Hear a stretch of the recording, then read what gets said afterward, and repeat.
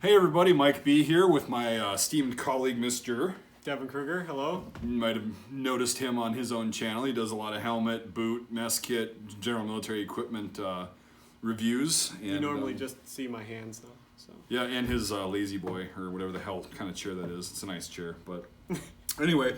So today we're going to be talking about British composite helmets, specifically the three designs that you're probably going to encounter the most, or actually that one's the least out of them, but anyway, we'll get to that. And show you some stuff that I've actually got available for sale. So we're going to start here with the Mark 6. This thing, I've done a video on it, Devin's done a video, there's plenty of information out there about them because they were used for so long by the British military or the UK military.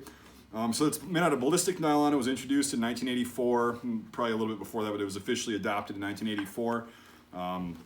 Used all the way up to 2013. That's the latest manufacturer. For a very long time. There's two different versions, and if you find one that has the smooth finish, that's a very, very early one. That was made in the first 4 years, and they're worth more money. And but some of them, I've seen, are actually dated late 80s, and they've got a repaint job on there. So it all depends on what the tag says in there. But yeah, the later ones generally are going to have the textured surface, and the smooth ones, which some of you have gotten at the bottom from me, they're going to be earlier, and they're going to have a nice shiny smooth finish, easier to put a cover on them. And then what year did the Mark 6A come out? The Mark 6A came out in the mid-2000s. I'm not sure on the specific year, but I think it's either 2005 or 2006, based off of British experience in Iraq. These were not cutting it as far as ballistics go. And as a stopgap, they basically just we got a quick fix to that. We'll take the Mark 6. They didn't change anything about it except made the shell thicker. So and they made it black. They painted it black for scary black. Yeah. Now it's an assault helmet. Now it's an assault helmet because it's black. But it was just a stopgap because the British kind of knew that the times were changing. The shape of the battlefield was changing and everything, and that this wasn't really going to cut it anymore. But they didn't have time to develop a new helmet, so this became a stopgap, which is why it's the rarest version. The Mark 6A is because it's just a Mark 6 that's a little thicker and a little heavier. And it had all the same problems the Mark 6 did, where it tends to bite into your neck when you lay down with it, and it interferes with most modern types of body armor, especially colored body armor. Yeah, the Osprey system, and it was pretty interesting that the overall design didn't really change, and this is still ballistic nylon, right? It's still ballistic nylon. So I've read a lot of places that it was actually Kevlar. But Devin knows more than I do about this specific model. Still ballistic nylon. The only thing that changed from the Mark 6 is that the Mark 6A has the mesh crown, whereas the Mark 6 has the kind of Pazgat loop style crown where you have to adjust it with a drawstring. So here, undo the chin strap. Yeah. So yeah, it's... you can see this kind of square mesh crown pad, which just distributes the weight a little bit more, whereas in the Mark 6 they tend to have those 4 nylon loops that are adjusted for length with that drawstring, and that tended to cut into your head, so that was basically an aesthetic change, but it has no effect on the characteristics of the helmet as far as that goes. So yeah, and then so this was used up until about 2013, but in 2009 you got the Mark 7, which is what we've got on our melons right now. So you had the Mark 7 that came out after they decided to again do another stopgap program, and this was considered a stopgap program. They were only going to use these for a couple years. They ended up using them, they're still issued actually to troops that are going to Afghanistan, but they were only issued to combat troops going abroad. So were these, the 6A and the 6s, still used These were used in Iraq and Afghanistan in service with the Mark 7s, but they would have been given to rear line troops, non-essential personnel, stuff like that, just to have a helmet. Yeah, and so back home in the UK, they would have been issued one of these instead of the Mark 7. Yep, the Mark 7s, especially when they were early rolling out, would have only gone to frontline combat troops, and eventually now the Mark 7 is becoming a rear line helmet as it's being replaced by the Virtus helmet, much in the same way that the Mark 6 was, the same way that the Mark 7 when the Mark 7 came out. It's just a progressive movement down the line. It was actually a pretty smooth transition. Yeah, and these are made out of Kevlar. These are I wouldn't say Kevlar. Kevlar is a patented term for DuPont. Sorry. Aramid fiber, which is Kevlar.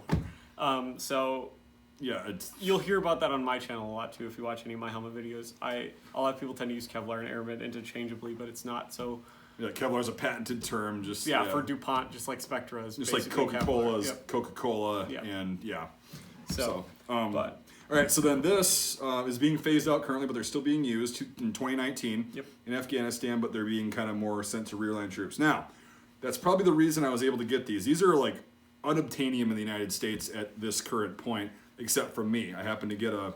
Mike's got a lot of... Yeah, I got pretty common sizes. Yep, so what's interesting about these is Devin was telling me that I wear a size large, and this is a size large Mark 7, right? Yeah. You can see I've got plenty of room in it. It's actually a little bit loose. Yeah. What's weird is I wear a large Pasget, ACH, all that stuff. Mm-hmm.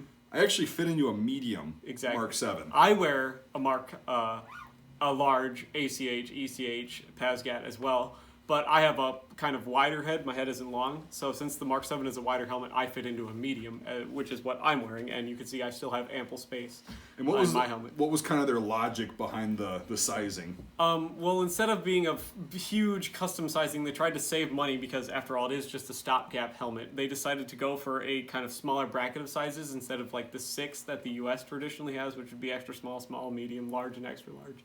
They went for 4 sizes: small, medium, large, and out sizes, they called it. And 80% of troops would fit into a medium, is what it was designed to do. And it would be about 10% fitting into a small, 10% fitting into a large, and then a very, very small fractionist percentage would have been outsized. Well, and another reason, too, I'm guessing, is because these are a lot more expensive to make than the 6A or the 6. These are very, very expensive to make because if you hold up the Mark 6A there, it is much thinner. This is a very lightweight helmet. It's lighter than an ACH is, actually. Mm-hmm. It's very thin, but it still offers the same kind of protection. It's also a very, as you can see kind of by the thing there, an awkward shape to produce to get the coverage that they needed, whereas the Mark 6 is basically a bowl. It's almost flat, whereas you have this kind of step pattern on the Mark 7, which is kind of a harder challenge to produce, as well as being the thinness that it is and still achieving the same ballistic properties, which provided an overall fairly good experience to troops. They tended to be well liked, except for all the same problems they have yet to fucking fix on any of the previous generations, is where it tends to bite when you go prone. And you see a lot of references. I've seen a lot of references, written a lot of references, where British snipers, specifically or people with optics, would not wear a Mark 7. They would go buy an ACH. Go buy an ACH. Because it tended to bite and would rock forward, Yep. obscuring your vision if you laid down in body. And wasn't the whole point of this design to kind of prevent that from happening? Yeah, that was the goal, but it didn't work at all, and people didn't like them for that basically single purpose, and that was really the only flaw. For the most part, though, all these helmets have basically the same liner in them. The same attachment method, and they're all incredibly comfortable. They breathe incredibly well, and they're very durable. Well, and I was reading like from British soldiers that the 7 is an upgrade as far as like being prone and biting your neck from the 6 and the 6A. Yeah. So they improve, but they just... And I think what the rumor mill is and what common sense will tell you is the British, for so long, just did not want to have anything resembling the Stahlhelm because of what happened in both world wars and stuff, kind of the animosity and the... I mean, they were being the good guys. Right, rightfully so. And then everybody was kind of looking at the U.S. when they adopted the Pasget, and they're like, oh, it looks very German and stuff. And the media gave them crap, gave the United States Army crap during the Grenada invasions, actually, in '83, because that's the first time the Pasget was being used. So you see a lot of pictures of troops in Grenada where they just threw netting and mesh and everything to kind of hide the silhouette of it because people were getting... Even though it was the best design. So that's why you see, like... They could have just gone with what they're going with now. The Virtus is pretty much an ECH with additional options. Style, with additional options, we'll say. And then that's why you've got this weird shape because it technically doesn't look like a Stahlhelm, but it still resembles the big kind of British helmets. Yeah. And it's just kind of funny how that is, but now they're finally using a helmet that makes sense because the Germans did have it right, which is funny. But anyway, so I've got these available. They're actually not that expensive. And what do you know about these ballistically? Obviously, we know these are kind of subpar. Yeah. These, technically, when it started out, this was, at the time, pretty much everyone else was using a steel helmet. So this was a world better. But then as, ammo became more widely available and ballistics were kind of improved and, weight-saving measures, because the soldier's weight has been going up since World War II in exponential quantities. So this was a little bit under a 3A rating, so it's not quite a 3A. It's rated for very small caliber pistol rounds, shrapnel, that's about it. It's not designed to really stop a gunshot. This is the first British helmet that is actually rated 3A. It's designed to stop a 9mm FMJ at point blank and shrapnel. It is and then the Virtus is a huge step up. That'll stop most smaller caliber rifle rounds, as it's designed to, but not at point blank. That's at 100 meters, just like the US ECH. So these are Kevlar. These two are ballistic nylon. The Mark 7s are Kevlar. They're very lightweight. They breathe well. And they're going to offer you the protection the same as you would buy a US PASGAT or ACH as far as protection goes. So for like preppers and the people that kind of want to have something for if the world ends tomorrow or whatever and they're still alive, that's a decent viable option. I would argue that this is a better option than an ACH in my opinion. I'd rather have this than It's ACH. lighter? It's lighter. Pretty comfy too. Yeah, they're incredibly comfortable. I'd have no problem sleeping in this if I had to. Yeah. The ACH I would not want to sleep in. You could. It's actually really comfortable if you have the right pads. Yeah, if you have the right pads. The right pads. But the thing is, this has, for one, a pad system. The ACH, you have to do a lot of preventive maintenance on, whereas this doesn't. This is a pretty set in stone. Until the liner basically falls apart, you can wear the same liner in it, whereas the ACH pad you're supposed to change every 6 months regardless of use because of the foam deterioration. Yeah, so there you have it. Yeah, they're available. They're actually they're cheaper than a newer ACH. Yeah. They're around $100 for the small and mediums. That's all I have. So the medium's going to fit, like you said, about 80% of people that have a, normal quote unquote size head. I wear a size 60 centimeter or 7 5/8. Yeah. US. It's supposed to fit up to a 7.5. Yep. That's the medium. Yep. So I'm one little US size above what this is rated for, and it's still very comfortable, and I've still got space. So I just had this from a while ago. I told you about that. Otherwise, if I wasn't able to get this in the past, I would have definitely just kept a medium. But now that I have it, I'm not going to get rid of it. Anyway, so I'll put the link to Devin's channel in the description. And then after that, if you want to buy one of these and have it not only for collectible purposes, because someday they didn't make a whole hell of a lot of these. So someday these are going to be really... Yeah, these are going to get rare and they're going to be worth a lot of money in like 20 years. Yeah, so if you're buying it for an investment. But exactly. Just a good part to fill the collection because you can have a Mark 1 through 7 and have the entire line of British helmets from the First World War in 1916 when they came out with the Brodie helmet. Yes. All the way up until current day, and then if you want to get the Virtus, you can fork over $1,000 and get yourself a replica and That's whatever. right. So we'll probably be 20 years before those are even considered to be surplus. And even if you're if you're one of the people that likes to do, kind of the hot shot modern take on combat, or if you're an airsoft or anything like that, this helmet is, a lot of these are being shipped to Ukraine to participate in the Ukrainian Civil War. So if you're trying to put together a kind of rebel loadout or anything like that, this is a good option for that. Yeah, I forgot about that. Yeah, I think I mentioned that in my video, and I think you did too. It's the Ukrainians, and they were really pleased with them. And the Ukrainians love the shit out of these. And they're now getting different helmets. The British stopped shipping them and stuff because everybody realized, we shouldn't be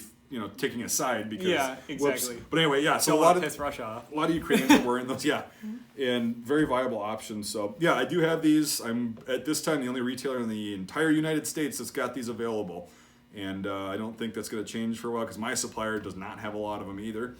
Very interesting, very cool. So I'll wrap it up. Again, Devin's channel, go like and subscribe, or go like his videos and subscribe to his channel. That'll be the first link in the description. Second link is going to be a link to these in my store, so you can grab yourself one of these. If you're somebody that's not in the United States, unfortunately I can't ship this outside of the U.S. because of international trade and whatever, ITAR, the regulations. You get caught with this, me sending it, I can be really it's a pretty hefty fine. Yeah, and get into a lot of trouble, and then I'll be on the radar, and it's just not good. So unfortunately, I can't export these, which kind of sucks and stupid, but I must obey the. But if you're in Europe, you could probably find one of these pretty easily in Europe. Yeah, they should be hitting the market there pretty soon because my supplier for these is actually in Europe. So anyway, thanks for watching, everybody. Make sure you subscribe to my channel as well. I forgot to mention that, and like this video. Let us know what you think in the comments. It's pretty fun doing a little collaboration. There'll be a lot more of this year. We've got some really cool stuff planned, including ballistic testing these. Huge projects. Huge, tremendous. Yeah. The biggest, the best. Anyway, we'll be doing a ballistic test on a couple of these guys that came or I can't sell them because they're pretty crappy, and I want an excuse to actually do a ballistic test. So we're going to be doing that together once the 3 feet of standing snow and the sub-zero temperatures go away in July. Yeah, once winter ends in July. Yeah, we'll probably be able to do that. So, thanks for watching, everybody. Sorry if this video went a little long. We're both kind of I ramble more than he does, but we're kind of nerds. Sorry. Yeah, geeking out over here. I've never seen a Mark 6A, so I'm pretty impressed with it. Unissued. Unissued, brand new. Actually, it's just a Mark 6. It's a little bit heavier and black. So, anyway, cool. Thanks for watching, everybody, and we'll see you on the next video, whenever the hell that may be.